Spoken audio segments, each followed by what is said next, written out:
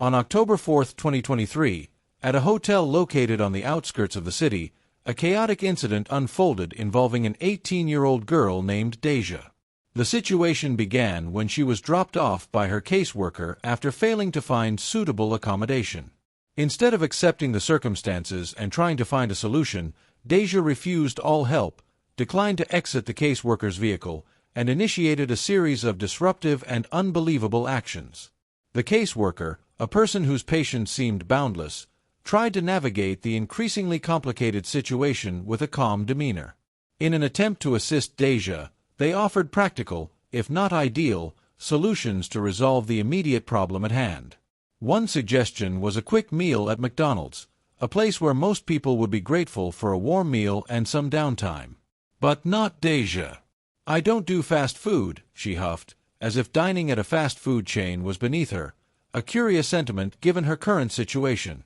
As if that wasn't enough, the caseworker suggested reaching out to some friends for temporary lodging, but Deja's friends were as elusive as her plans for the night. Every attempt to contact them ended in failure, leaving Deja with no apparent options. Adding to the tangled web of excuses, Deja casually mentioned that her money had been stolen. The way she delivered the news was strikingly nonchalant. No details, no specifics, just a vague, sweeping accusation. It was almost as though she expected everyone to simply accept her word as fact. The caseworker, trying to make sense of the mess, now faced not only the challenge of finding Deja a place to stay, but also the reality of trying to deal with a young adult whose priorities seemed as murky as the situation itself. Her claims about stolen money, in particular, seemed like a convenient explanation for why she couldn't make any viable decisions, further adding to the confusion and frustration of those attempting to help her. When asked to leave the vehicle, Deja transformed herself into an unwilling passenger on a journey of invisible resistance, refusing to compromise. "I'm not going anywhere until I talk to my caseworker," she declared, as if simply asking for a conversation could overthrow all rules and laws. She not only refused to exit the vehicle but also insisted that her right to speak with her caseworker could disrupt everything, like an act capable of halting the natural flow of events. The officer's polite instructions to exit the car were met with a firm rebuttal, as Deja had no intention of complying with any orders. Each question and direction from the officer was denied, as if she were deliberately stalling, treating this conversation as the final battle for power, an assertion that she would not be controlled by anyone, even those in positions of authority. The officer, now fully entrenched in the delicate art of trying to reason with an immovable object, repeatedly attempted to de-escalate the situation, though his efforts seemed to fall on deaf ears. It was as if he were speaking to a brick wall that had decided to express its opinion on matters of law and order in the most obstinate way possible. "You have rights," he said, his voice calm but firm, trying to navigate the increasingly tense situation. "But those rights don't include staying in this car indefinitely, Deja." His words, meant to draw a line between reason and chaos, hung in the air like a challenge. However, Deja, with all the determination of a self-appointed constitutional scholar, refused to accept the officer's logic. To her, the idea of relinquishing control of the vehicle was simply out of the question. It wasn't a matter of practicality or reason, it was a matter of principle, or at least, her perceived principle. With all the subtlety of a high school debate champion engaging in her final battle, she launched into a series of arguments that not only questioned the officer's authority, but did so with an audacity that would have impressed even the most seasoned courtroom litigators. Her obsession with her rights seemed less about the law and more about asserting her power in the moment. As the officer attempted to explain his position, Deja countered each point with a mix of indignation and confusion, certain that her interpretation of the situation was the only valid one. As Deja's opposition grew more loud and dramatic, the officer was forced to issue clear warnings about potential charges, including disturbing the peace, obstructing law enforcement, and other offenses that fell under the broad category of disrupting order. However, these warnings seemed to have little effect on Deja, who either didn't understand or simply chose to disregard their significance. Instead of retreating, she continued to yell, dismissing the officer's threats as mere empty words from someone beneath her station. "I don't care about your threats," she shouted, as though the warnings were nothing more than futile attempts by a low-level officer trying to escalate a minor issue into something serious. Deja didn't just challenge the officer's authority, she mocked it, treating the legal warnings like some kind of absurd game. She wasn't scared or even remotely concerned about the potential charges that might change the course of her life. Every warning given to her seemed to fall on deaf ears, as if she were on stage, free to react however she saw fit without regard for the rules of the situation. The officer, however, could not ignore her defiant attitude, which only made the situation more tense and uncontrollable. The potential charges, disturbing the peace and obstructing law enforcement, seemed utterly irrelevant to Deja, who persisted in her belief that she was in control, as if she were the one holding the reins of this unfolding drama. The situation, which had been building with tension and defiance, finally reached its inevitable climax.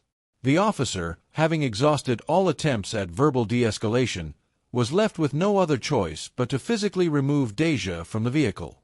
What followed could only be described as a scene straight out of a soap opera.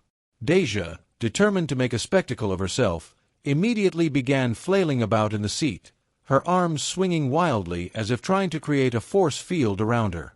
She screamed at the top of her lungs, declaring to anyone within earshot that her rights had been grossly violated, and accusing the officer of treating her like a criminal despite her protestations. But the real drama wasn't just in her words, it was in her actions. With each passing moment, her resistance grew more theatrical, as though she were auditioning for a role in a high-stakes legal drama. Her screams grew louder, drawing the attention of onlookers as if she were trying to rally an entire crowd to her side. To her, this public display was likely her best shot at garnering sympathy and attention. Unfortunately for her, the officer was unwavering, and his commitment to doing his job only seemed to fuel her fiery resistance.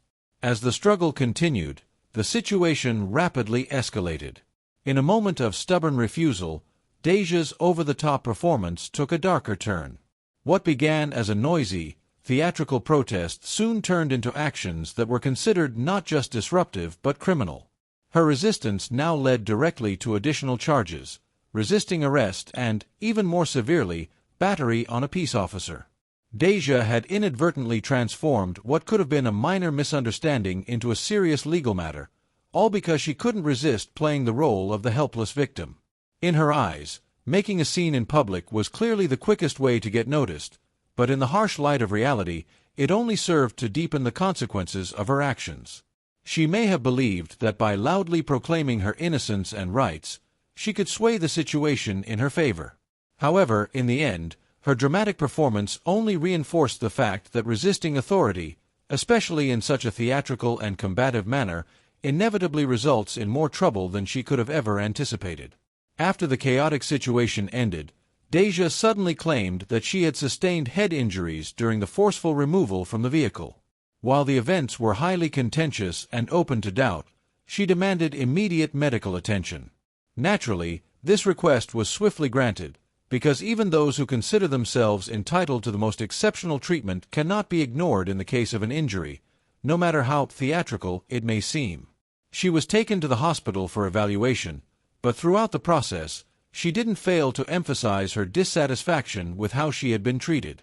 Despite medical and police staff following proper procedures, she continued to express her disagreement, insisting that she had been unjustly treated and demanding clarification on every action taken.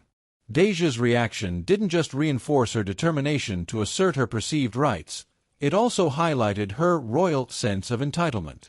Despite causing considerable disruption during the arrest, she continued to find ways to place herself at the center of attention, demanding that everything be handled according to her wishes. Although she received medical attention, her actions left others questioning whether her injuries were truly severe or just another part of her performance to attract attention.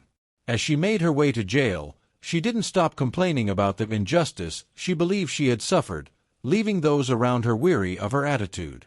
Deja was officially charged with 3 serious offenses: concealing identity, resisting arrest, and battery on a peace officer. In a truly ironic twist, her actions, which she believed were aimed at asserting her rights, only resulted in a new list of charges. These charges not only worsened her situation but also compounded the legal problems she would now have to face. Deja's insistence on defending her rights led her to a completely unexpected outcome. Rather than earning the respect of others for her determination to protect herself, she became a prime example of someone losing control by refusing to cooperate with law enforcement. Her constant pleas for her personal rights only wasted her time and energy, while escalating the situation to new levels of tension. The more she resisted, the more severe the charges became, and the very rights she fought to preserve turned into a legal burden on her own shoulders. In a situation that could have been easily resolved with cooperation, Deja instead made everything more complicated. For her, resisting police instructions and demanding to be treated as someone with power led to serious consequences. What could have been a simple warning instead turned into 3 official charges. Ironically, her attempts to assert her personal rights transformed into a legal farce, the complete opposite of what she had hoped for. Throughout the tense confrontation with Deja, the officer displayed remarkable patience, maintaining his composure despite facing intense verbal and physical resistance. Although Deja continuously criticized, opposed, and disrupted the process, the officer remained firm, following protocol and doing everything possible to de-escalate the situation. He not only insisted that Deja exit the vehicle but also frequently attempted to explain the situation, offering reasonable alternatives and reminding her of the consequences if she continued to refuse to cooperate. Despite every piece of advice and request being rejected and even challenged, the officer kept his emotions in check. His professionalism was evident as he stayed calm and did not allow frustration or loss of control to interfere with his actions. However, his efforts were largely in vain as Deja seemed determined to make everything more difficult. She not only refused all assistance but continuously argued about her rights, making the situation even more tense and challenging. Her stubbornness and lack of cooperation turned the dialogue and law enforcement process into a prolonged, exhausting ordeal, despite the officer's best efforts to maintain order and prevent violence. The officer's ability to not let personal emotions influence his actions and instead focus on following procedure and controlling the situation reflects a high level of professionalism.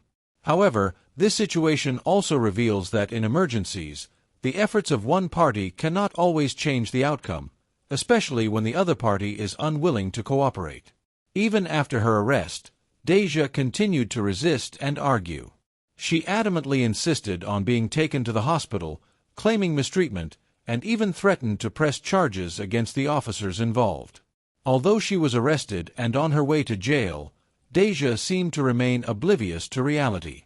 In her mind, everything was still part of a grand conspiracy, where she was the sole victim and everyone around her was plotting against her.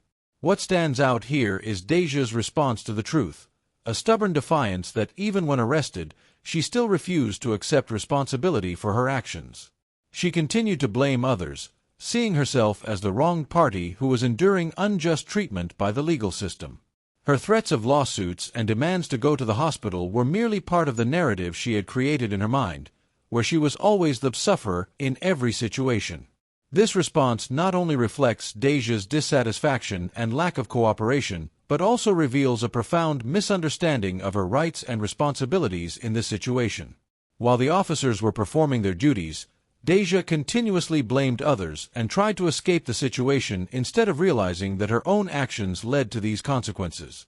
It could be said that when Deja was arrested, she constructed her own story in her mind, where she was the main character being persecuted, and everyone else, including the officers performing their duties, were the villains.